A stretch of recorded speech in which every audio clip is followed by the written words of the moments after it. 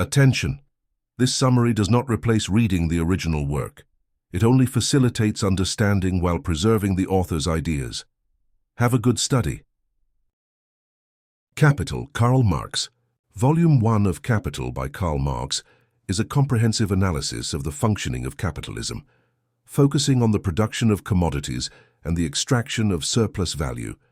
Marx begins Volume 1 with an introduction, where he explains the importance of studying capital and political economy. He argues that the aim of the work is to uncover the laws that govern capitalism and the production of commodities, establishing a theoretical foundation for the critique of political economy at the time. Part 1. The commodity. The commodity. Marx defines the commodity as an object that satisfies human needs, either directly, use value, or indirectly, exchange value. The duality of the commodity is explored. Use value is the utility of the commodity, while exchange value is determined by the amount of other commodities for which it can be exchanged. The amount of socially necessary labor required to produce a commodity determines its value. The double aspect of labor. Labor has a concrete aspect, useful labor, and an abstract aspect, labor that creates value. Marx argues that under capitalism, labor becomes a commodity, and workers sell their labor power. The form of value. Marx investigates how the value of commodities is expressed in different forms, starting with the simple form and moving to the general form and the form of money. The transition from the value of commodities to monetary representation is a crucial point in Marx's analysis. Part 2. Money. The evolution of money. Money is presented as the universal form of exchange, emerging from the need to facilitate direct exchanges. Marx discusses the role of money in the economy, highlighting its function as a means of exchange, unit of measurement and store of value. Capital. Capital is defined as a value that increases, and Marx introduces the formula of capital, MCM, where M represents money, C represents commodities, and M represents the increased capital. The transformation of money into capital is central to the capitalist dynamic. Part 3. The production of surplus value. The labor process and the process of valorization. Marx distinguishes between the labor process, the act of producing, and the process of valorization, the transformation of value. Surplus value is the difference between the value produced by the worker and the wage they receive. Absolute and relative surplus value. Absolute surplus value is obtained by increasing the working day, while relative surplus value is obtained through increased labor productivity. Marx discusses the importance of technology and innovations in the production process. Class struggle.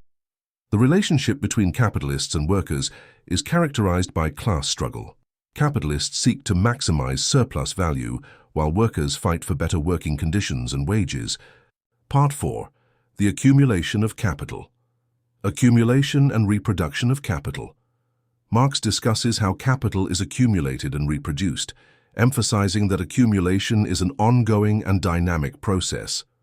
Capitalist production requires the reinvestment of surplus value to expand production. The contradiction of accumulation. Marx discusses the contradictions of capital accumulation, such as the increasing concentration of wealth and the impoverishment of workers. He analyzes how these contradictions can lead to inevitable economic crises within the capitalist system. Volume 1 of Capital is a foundational work that analyzes the production, circulation, and accumulation of capital under capitalism. Through concepts such as commodity, value, surplus value, and class struggle, Marx builds a critique of the capitalist system, exposing its contradictions and inequalities. The book not only provides a deep understanding of the functioning of capitalism, but also serves as a theoretical foundation for the resistance and struggle of workers against exploitation. Marx's work remains relevant, providing analytical tools to understand contemporary economic and social dynamics. Volume 2. Volume 2 of Capital focuses on the process of circulation of capital and the reproduction of capital. This volume is crucial for understanding how capital moves and reproduces within the capitalist economy. Marx begins with a reflection on the need to understand the process of capital circulation. He contextualizes the analysis that will follow, highlighting that the reproduction of capital is a fundamental aspect for understanding the dynamics of the capitalist system. The circuit of capital. Marx describes the circuit of capital as a cycle involving three stages: the transformation of money into commodities, MC, production, CM, and the sale of commodities to return to money, MO. He discusses the different forms of capital: productive capital, commercial capital, and monetary capital, and how each plays a role in the process of valorization. The general form of capital. The general form of capital is analyzed as a representation of value, where money acts as a mediator in exchanges. Marx explores how the exchange of commodities and the circulation of capital are interrelated. The time of circulation. The author emphasizes the importance of time in the circulation of capital, discussing how the circulation time affects the realization of capital. He introduces the idea that the speed of circulation is essential for the valorization of capital. Part 2, Volume 2, The Reproducibility of Capital. Simple reproduction and expanded reproduction. Marx distinguishes between simple reproduction, where production remains constant, and expanded reproduction, where there is an increase in production. Simple reproduction. Simple reproduction occurs when the capitalist reinvests only what is necessary to maintain the level of production unchanged. In other words, the profit generated is consumed without expanding productive capacity. This type of reproduction is typical of pre-capitalist economies or sectors where there is no significant growth. Expanded reproduction. Expanded reproduction occurs when part of the profit is reinvested in purchasing new means of production and hiring more workers. This leads to the growth of capital and progressive accumulation, an essential characteristic of capitalism. Marx argues that expanded reproduction intensifies the exploitation of labor power and leads to cyclical crises, as the continuous need for expansion can result in overproduction and crises in the realization of value. The organic composition of capital. The organic composition of capital refers to the relationship between constant capital, invested in means of production, and variable capital, invested in labor power. Marx discusses how the organic composition influences the rate of profit and the dynamics of accumulation. The effect of crises. Economic crises are analyzed as consequences of the contradictions of capital, where overproduction and underconsumption can lead to collapses in the system. Marx argues that crises are inevitable in capitalism due to its contradictory nature. Part 3. The circulation of capital and financial capital. The relationship between commercial capital and productive capital. Marx explores the interaction between commercial capital and productive capital, analyzing how commerce and production influence each other. He discusses the importance of credit in the circulation of capital and the expansion of trade.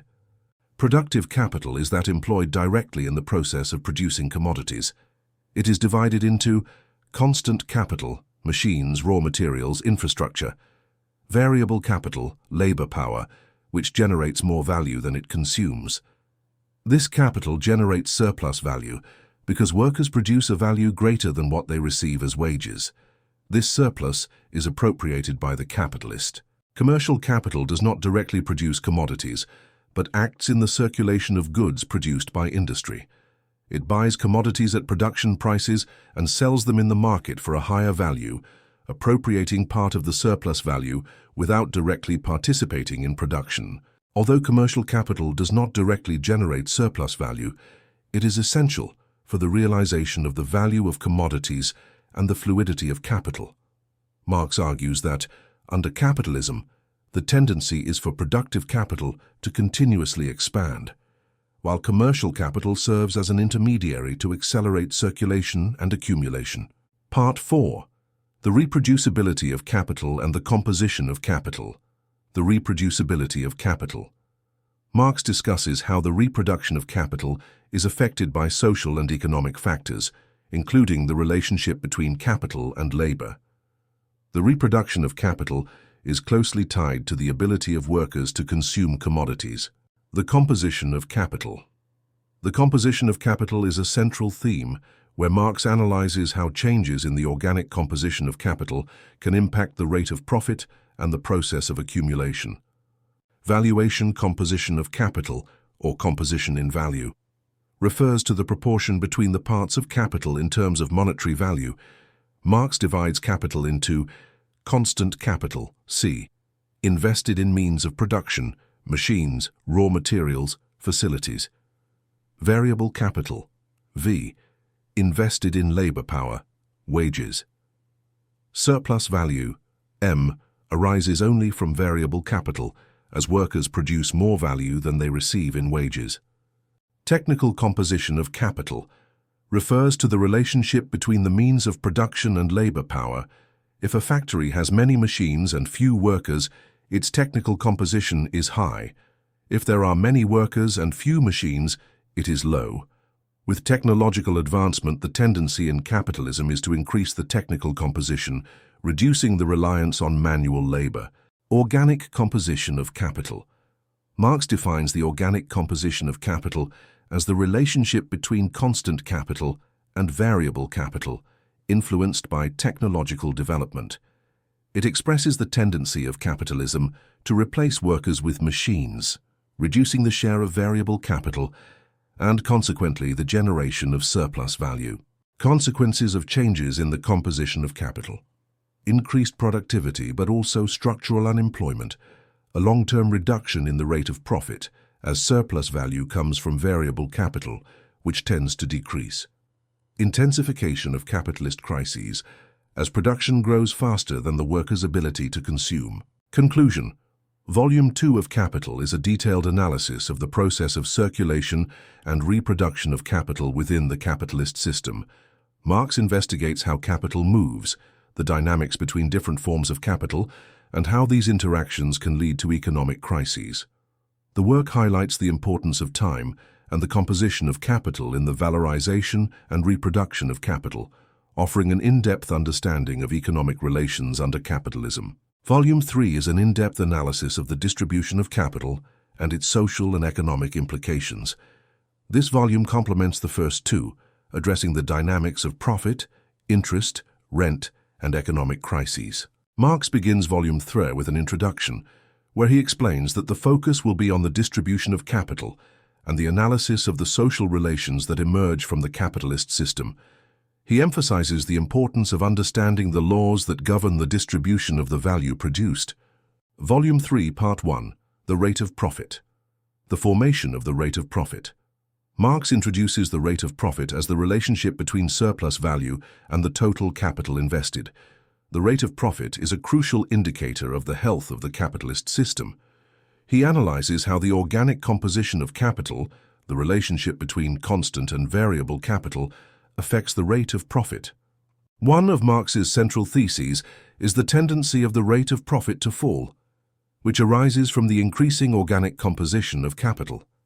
As capitalists invest more in technology and machines, constant capital, the relative amount of variable capital decreases, leading to a reduction in the rate of profit. This tendency generates tensions and crises within the capitalist system, as capitalists try to compensate for the fall in the rate of profit, resulting in overproduction and crises of underconsumption. Part 2. Rent of land. The nature of rent of land. Marx discusses the rent of land, distinguishing between differential rent and absolute rent. Differential rent is determined by the productivity of the land, while absolute rent is the result of land ownership by landlords. He analyzes how the rent of land relates to agricultural production and the impact this has on food prices and the economy in general. Rent in the capitalist economy. The rent of land is presented as a form of exploitation, where landowners obtain profits without directly contributing to production. This exploitation is a consequence of the property relations established under capitalism. Part 3. Financial capital. The relationship between productive capital and financial capital. Marx investigates the relationship between productive capital and financial capital, highlighting how financial capital becomes a dominant force in the modern economy. He discusses the role of banks and financial institutions in facilitating credit, which is essential for the circulation of capital. The role of credit. Credit allows capitalists to finance investments without relying solely on accumulated capital. This accelerates production and the expansion of capital, but also creates a disconnect between real production and financial capital. Speculation. Speculation occurs when capital seeks quick profits through the buying and selling of financial assets, stocks, bonds, real estate, without direct connection to production. This creates financial bubbles and cyclical crises when asset prices rise artificially and then collapse. Consequences. Credit can stimulate growth but also widen inequalities. Speculation diverts resources from production to fictitious gains. Financial crises occur when excessive credit becomes unsustainable and speculative prices crash, leading to bankruptcies and recessions. For Marx, the credit and speculation system intensifies the contradictions of capitalism, making crises more frequent and severe. Part 4. Economic crises. The nature of crises. Marx discusses the inevitability of crises in capitalism, arguing that they are a consequence of the system's contradictions. Overproduction and underconsumption are seen as central causes of crises. He analyzes how crises can be viewed as a corrective mechanism, which reconfigures production and distribution relations. The impact of crises. Crises have a profound impact on the working class, leading to unemployment and poverty. Marx emphasizes that these crises reveal the contradictions of the capitalist system and the need for a radical transformation in social relations. Part 5. The law of capitalist accumulation. Accumulation and the contradiction of capital. Marx explores the dynamics of capital accumulation, discussing how accumulation leads to the concentration of wealth and the impoverishment of the working class. He analyzes the relationship between accumulation and class struggle, emphasizing that capitalist accumulation is accompanied by growing inequality. Conclusion. Volume 3 of Capital provides a comprehensive analysis of the dynamics of capital distribution and its social and economic implications. Marx investigates the rate of profit, land rent, financial capital, and economic crises, highlighting the contradictory nature of the capitalist system. The work concludes by emphasizing the inevitability of crises and the need for a transformation in production relations to overcome the inequalities and contradictions of capitalism. That was the book for today. If this summary helped you in any way, please support us by subscribing to the channel and liking the video so more people can access our summaries. Thank you very much.